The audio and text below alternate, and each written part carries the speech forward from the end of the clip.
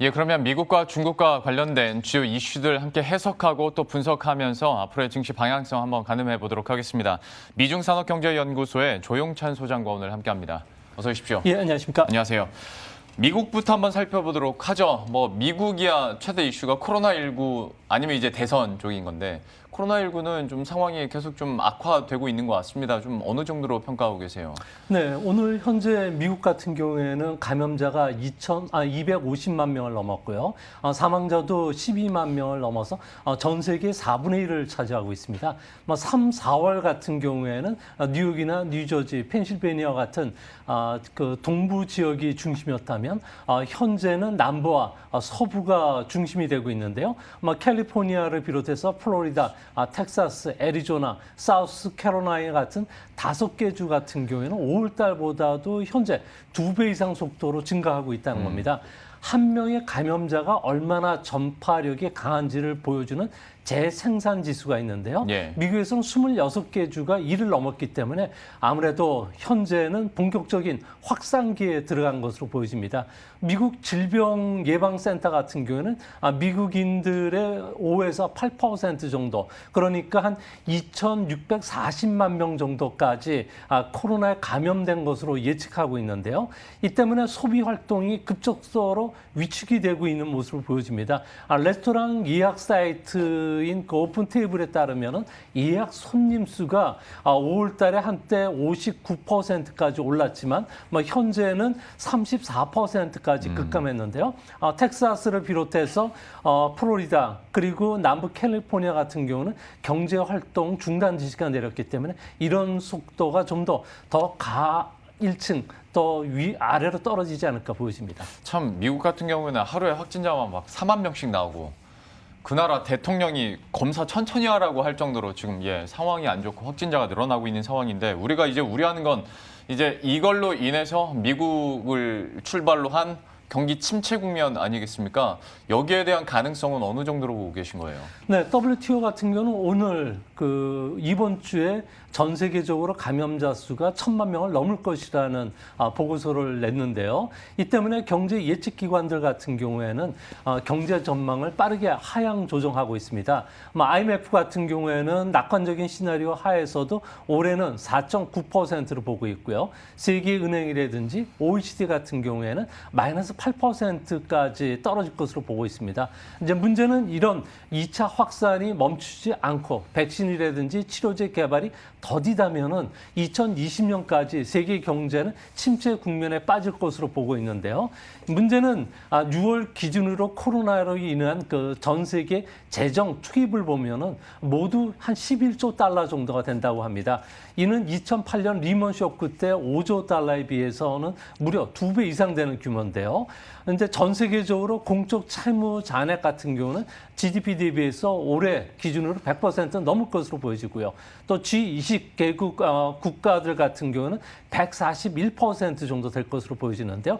이는 2차 세계대전 그 직전이 1945년도에 116%보다 높기 때문에 앞으로 경기 침체뿐만 아니라 부채 급증에 따른 재정 불안 문제가 신흥국을 중심으로 해서 선진국까지 확산될 여지가 상당히 클 것으로 보여집니다. 예, 얘기해 주신 것처럼 주말 사이에 이미 확진자는 1,000만 명을 넘어섰고 여기에 따른 이제 금융 불안 심리까지 경기 침체 우려까지 지금 나오고 있는 상황인데 말미에 그 신흥국 얘기를 해주셨잖아요. 요즘에 어떤 신흥국을 분석하는 관련 보고서들이 국내 기관뿐만 아니라 전 세계 기관에서도 계속 나오고 있습니다.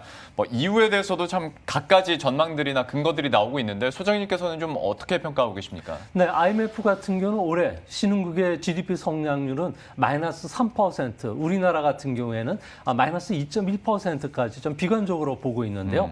아무래도 그 주요 그 산업이라고 할 수 있는 관광 산업들 같은 경우에는 공항이 폐쇄됐다든지 유적지를 방문할 수가 없게 됨에 따라서 더 이상 외화벌이를 할 수 없다는 겁니다. 여기에다가 유가 하락뿐만 아니라 무역도 감소하고 있는데요. 문제는 신흥국 통화들 같은 경우에는 최근 약세 현상이 두드러지고 있습니다.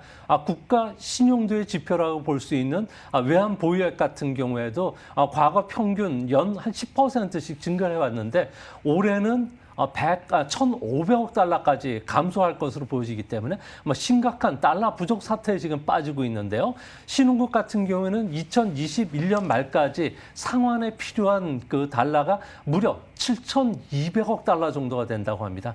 이 때문에 신흥국과 관련된 주식 매도에 나서는 것도 이 때문인 것으로 보여집니다. 예, 그러니까 결국 폭탄이 좀 외채가 될 수 있다라는 분석들도 많이 나오고 있고 신흥국발 경기 침체가 아니더라도 전이 가능성에 대해서는 계속 경고의 목소리가 좀 나오고 있는 상황인데요.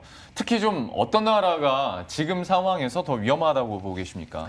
네, 신흥국과 관련해서는 자금을 지원해 주는 것이 IMF입니다. IMF 같은 경우에는 현재 그 대출 쿼터 같은 경우에는 4,400억 달러 정도가 되는데요. 문제는 2,500억 달러가 지출이 됐고요. 현재 그 긴급 자금을 요청한 100개국을 심사를 하고 있는데 현재까지 648억 달러가 이야기됐다고 합니다. 이제 문제는 앞으로 뭐 중동이라든지 아프리카, 아시아 국가들이 계속 신청할 것으로 보여지기 때문에 한도가 조만간에 찰 것으로 보여지는데요. 이 때문에 외환 보유액이 좀 그 낮은 나라, 또 단기 채무 비중이 높은 나라, 그리고 국가 신용 등급이 낮은 나라를 중심으로 해서는 외국인들의 매도뿐만 아니라 신용 위기와 관련된 경고 사인들이 나오고 있는데요.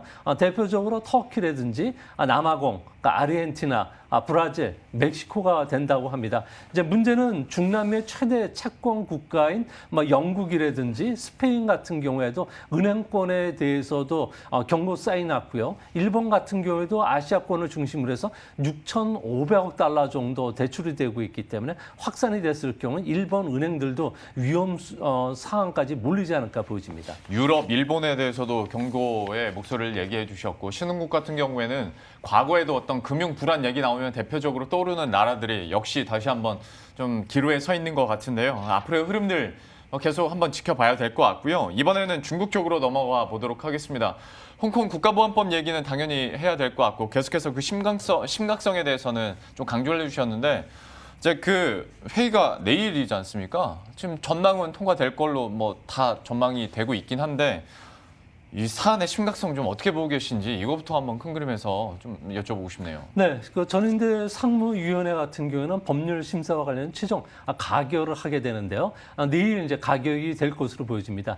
이렇게 되면은 중국처럼 홍콩 같은 경우에도 표현이라든지 집회 자유가 이제 그 제한을 받게 되고요. 예. 뭐 공산당에 대한 독재 반대도 금지가 됩니다. 이제 앞으로 홍콩 같은 경우에는 중국의 정보기관이라고 할 수 있는 안전부, 비밀 경찰인 그 공안부 같은 경우에는 특별 행정부의 정식 기구가 되는데요. 이 때문에 정보 수집이나 분석, 직접 법을 집행하게 됩니다. 이제 당장 국가안전위원회가 설치가 되면서 안전법 사건들을 심사하는 판사까지 임명하게 되는데요. 네. 이렇게 되면 위구르나 티벳처럼 뭐 공산당의 사상이라든지 체제 교육을 뛰어넘을 것으로 보여집니다. 이 때문에 앞으로 더 이제 강경하게 나올 가능성이 큰데요. 이는 아무래도 그 홍콩과 관련해서는 홍콩 입법회 선거와 관련된 입후보자들이 7월 18일 날 등록하게 되고 있고요. 예. 또 9월 6일 날 선거가 있기 때문에 아무래도 작년처럼 9.2의 선거처럼 실패했을 경우에는 시진핑 국가 주석 같은 경우에는 상기 임기가 물 건너 갈 수 있다는 측면에서는 중국은 강경하게 나오지 않을까 보여집니다.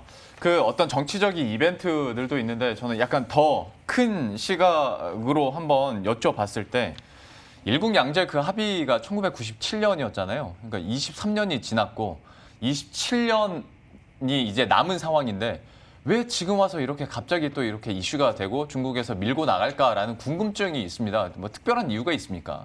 아무래도 가장 중요한 이유 중에 하나가 그 시진핑 국가 주석 같은 경우에는 자신의 권위를 세워야 되는데요. 아무래도 그 마오쩌둥이라든지 등소평과 같은 반열에 자기가 올라왔지만 실질적으로 해놓은 것은 정적 숙청밖에 없다는 겁니다. 이 때문에 홍콩과 관련해서 완전한 통치를 내년 그 중국 공산당 100주년까지는 완성시키겠다는 게 시진핑 그 국가 주석의 생각이기 때문에 지금과 같은 그 상황을 밀고 날 것으로 보여지는데요. 이제 문제는 미국 같은 경우에는 5월 29일 날 정식적으로 일국 양제 원칙이라든지 고도의 자치권이 훼손당한다면은 홍콩에 대한 우대 조치를 거둬들일 것이라고 분명히 밝혔습니다. 예. 비자 발급이라든지 관세 제한이 있을 거로 보여지고요. 특히 그 미국 재무부 같은 경우에는 홍콩을 통한 자본 흐름과 관련해서 통제에 나설 것이라고 분명히 밝혔습니다.